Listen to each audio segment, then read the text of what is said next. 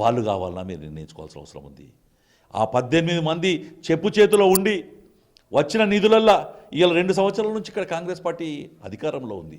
2 సంవత్సరాల నుంచి ఇక్కడ కాంగ్రెస్ నుంచి పోటీ చేసిన వ్యక్తి ఓడిపోయిన షబ్బీర్ అలీ గారు ప్రభుత్వ సలహాదారులు ఉన్నారు.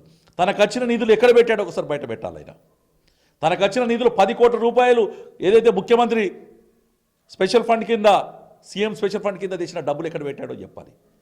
మీకు ఆ మైనార్టీల మీద అంత ప్రేమ ఉంటే నేను కాంగ్రెస్ నాయకులకు కూడా విజ్ఞప్తి చేస్తున్నాను. మెజార్టీలో ఉండే కాంగ్రెస్ నాయకులకు మీకు ఒక్క కార్పొరేటర్ 10 ఉండకపోవచ్చు.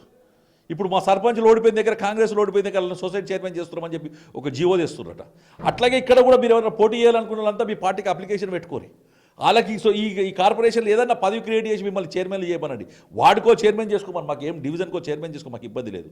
కానీ కార్పొరేషన్లో మాత్రం 42 మంది భారతీయ జనతా పార్టీ కార్పొరేటర్లు కూర్చోవాలి, 18 మంది వాళ్ళు కూర్చోవాలి. ఎవరి దయాదాక్షల మీద ఇందూరు నడుస్తుందో చూడాలి. అంటే ప్రధానంగా కాంగ్రెస్ పార్టీ నేతలు ఆరోపిస్తున్నారు, ఈ ఎన్నికలు వచ్చినప్పుడే బీజేపీ మతాన్ని గుర్తుకొస్తుంది, అటు ఎంఐఎం కూడా మతాన్ని తీసుకొచ్చి కేవలం మతంతోనే ఈ 2 పార్టీలు నడుస్తున్నాయి కాంగ్రెస్ పార్టీ నేతలు ఆరోపిస్తున్న పరిస్థితి.